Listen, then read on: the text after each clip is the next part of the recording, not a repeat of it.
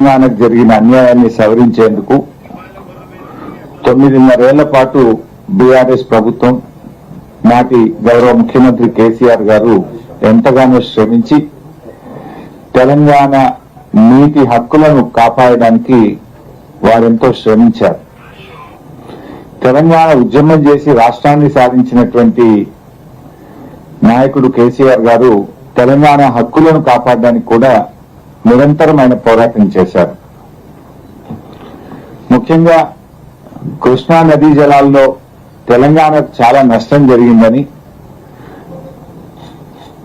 నిర్విరామంగా పోరాటం చేసి కృష్ణా ట్రిబ్యునల్ ను సాధించి కృష్ణా నదీ జలాల పునః పంపిణీకి కేసీఆర్ గారు సాధించారు. అట్లే గోదావరిలో మనకు అడ్వాంటేజ్ ఉంది.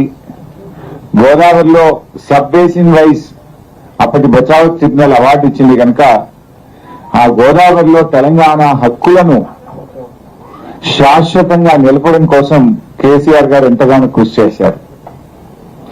గోదావరిలో ఉమ్మడి ఆంధ్రప్రదేశ్ కు 1486 టీఎంసీలు నీటి కేటాయిస్తే సబ్ బేసిన్ వైజ్ క్యాలిక్యులేషన్ లో తెలంగాణకు 968, ఆంధ్రాకు 518 టీఎంసీలుగా మరి లెక్కలు తేలినాయి. దానికి అనుగుణంగా కేసీఆర్ గారు ఆ 968 టీఎంసీల నీటి హక్కులను స్థిరపరచడానికి కొత్త ప్రాజెక్టులను యుద్ధ ప్రాతిపదికన ప్రారంభించి దాదాపు 400 టీఎంసీలకు గోదావరిలో మనం హైడ్రాలజీ అనుమతులు సాధించాం. కానీ కాంగ్రెస్ అధికారంలోకి వచ్చినటి నుంచి అటు కృష్ణాలో ఇటు గోదావరిలో తెలంగాణకు తీవ్రమైనటువంటి అన్యాయం జరుగుతా ఉంది. దేశంలో అధికారంలో ఉన్న బీజేపీ ప్రభుత్వం, ఆంధ్రప్రదేశ్ లో అధికారంలో ఉన్న తెలుగుదేశం ప్రభుత్వం ఇద్దరూ కలిసి తెలంగాణకు తీవ్ర దుఃఖాన్ని మిగిలిస్తా ఉన్నారు. తెలంగాణకు తీవ్ర అన్యాయం చేస్తా ఉన్నారు. ఇంత జరుగుతుంటే తెలంగాణ ముఖ్యమంత్రి మాత్రం మౌనం వహిస్తా ఉన్నారు. ఇవాళ తెలంగాణ కోసం కొట్లాడిన వాళ్ళం, తెలంగాణ సాధించిన వాళ్ళం, తెలంగాణ నీటి హక్కులను 9.5 ఏళ్ల పాటు కాపాడిన వాళ్ళం కనుక ఇవాళ తీవ్రమైనటువంటి ఆవేదనతో ఈ రాష్ట్ర ప్రభుత్వాన్ని నిద్రలేపే ప్రయత్నం చేస్తున్నాం.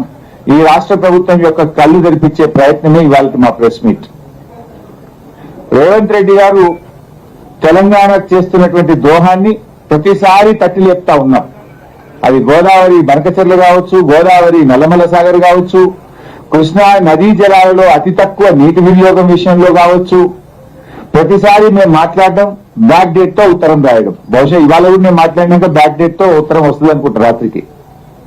ఇప్పటికీ 5-6 సార్లు అట్లే అయింది. నేను మాట్లాడడం మొద్దు నిద్ర లేపితే అప్పుడు బ్యాక్ డేట్ తో 2 రోజుల కింద డేటు వేసి ఇవాళ సాయంత్రం రిలీజ్ అవుతుంది లెటర్. ఇప్పటికీ అట్లా 3 సార్లు అయింది. బహుశా ఇవాళ కూడా అదే ఇద్దాము.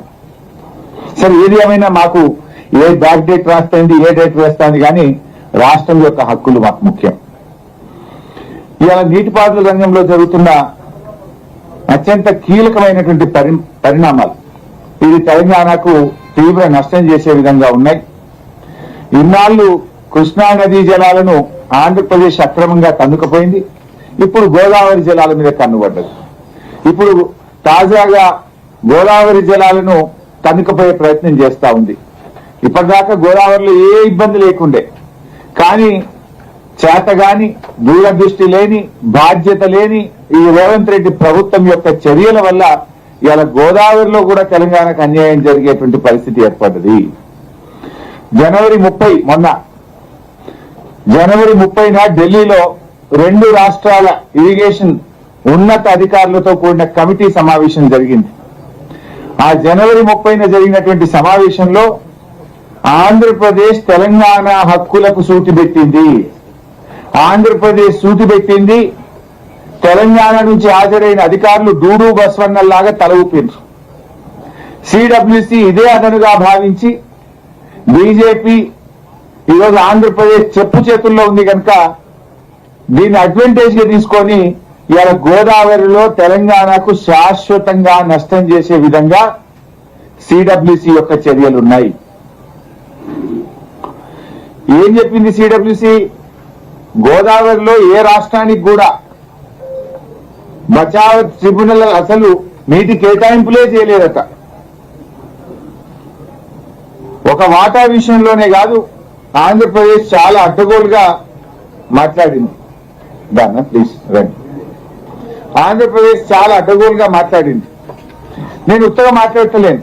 This is the minutes of the meeting. ఢిల్లీలో 30 జనవరి నాడు ఆంధ్రప్రదేశ్, తెలంగాణ కేంద్ర ప్రభుత్వ అధికారులు కలిసి సంయుక్తంగా ఢిల్లీలో నిర్వహించిన మీటింగ్ మినిట్స్. ఇది ఎప్పుడు వచ్చింది మినిట్స్ అంటే మన చేతికి 12 ఫిబ్రవరి 2026 నాడు వచ్చింది. జనవరి 30 నాడు మీటింగ్ అయింది. 12 ఫిబ్రవరి నాడు మన రాష్ట్రానికి మినిట్స్ వచ్చినాయి. ఇవాళ ఏంటిది? మార్చి 16. అంటే దాదాపు నెల మీద 4 రోజులైంది మినిట్స్ వచ్చి. మరి ఈ మినిట్స్ లో తెలంగాణకు అన్యాయం జరిగే విధంగా ఈ మినిట్స్ ఉంటే వెంటనే రాష్ట్ర ప్రభుత్వం రెస్పాండ్ కావాలా వద్దా? అంటే ఇది కుంభకర్ణులాగా నిద్రపోతున్నారా? గాడిద పళ్ళు తోముతున్నారా? గోదావరి జలాలకు లో తెలంగాణకు తీవ్ర అన్యాయం చేసే విధంగా ఈ మినిట్స్ వచ్చినాయి. మినిట్స్ వచ్చి నెల మీద 4 రోజులైనా రేవంత్ రెడ్డి, ఉత్తమ్ కుమార్ రెడ్డి ఏం నిద్రపోతున్నారా? లేదు చంద్రబాబుకు దాసోహం అయిపోయిందా? ఈ రాష్ట్రాన్ని ఆంధ్రప్రదేశ్ కి ఏమైనా తాకట్టు పెట్టిందా? రాష్ట్ర ప్రయోజనాలంటే మీకు పట్టవా? ఈ మినిట్స్ వస్తే ఎందుకు స్పందించలేదు? వినిపిస్తా ఏముందో ఇలా. అంటే అసలు ఈ మీటింగ్కే పోను అన్నారు. మీకు తెలుసు కదా, అసలు ఈ మీటింగ్కే పోము అన్నారు. పోము అని మీటింగ్ ఎందుకో మోకాళ్ళ మీద పరిగెత్తిపోయింది. మళ్ళీ ఏం చెప్పిండ్రు? మేము ఒక ఉత్తరం రాసినాం, ఈ మీటింగ్ లో గోదావరి బనకచెర్ల ఎజెండాలో లేకుంటేనే మీటింగ్ పోతాము అన్నారు. మీటింగ్ లో గోదావరి బనకచెర్ల అంశం, గోదావరి నల్లమల్ల సాగర్ అంశం లేకపోతేనే మీటింగ్ పోతాము అని మీ అందరికి తెలిసి ఉత్తరం బయటకు వచ్చింది. ఇది మీటింగ్ మినిట్స్. ఫస్ట్ పాయింటే గోదావరి నల్లమల్ల సాగర్. చదివి వినిపిస్తారు.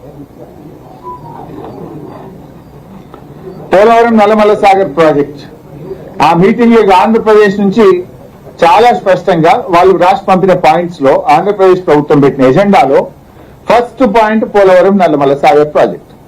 మరి ఎజెండాలో ఆంధ్రప్రదేశ్ పోలవరం నల్లమల్ల సాగర్ పెడితే మేము మీటింగ్కే పోమన్నారు కదా, ఎట్లా పోయింది మీటింగ్ కు? ఎట్లా పోయి మీటింగ్ లో కూర్చున్నారు? అంటే మీకు ఎందుకంత భయం? తెలంగాణ హక్కుల మీద, తెలంగాణ నీళ్ల మీద మీకు సోయి లేదా, బాధ్యత లేదా? ఒక ఆయన తెచ్చిపెట్టింది అడ్వైజర్ ఆదిత్యనాథ్ దాస్. ఆయన పక్కా ఆంధ్రప్రదేశ్ ఏజెంట్, చంద్రబాబు ఏజెంట్, తెలంగాణ ద్రోహి.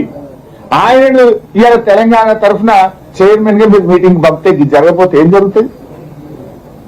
ఇలా ఏం జరిగింది ఆ మీటింగ్ లో కూడా నేను చెప్తాను. ఇవాళ ఆదిత్యనాథ్ దాస్ ను చైర్మన్ పెట్టి దొంగ చేతికి తాలూకు చేయించినట్టు చేసి ఇవాళ ఈ మీటింగ్ మినిట్స్ లో page 1 paragraph 3 I will read out.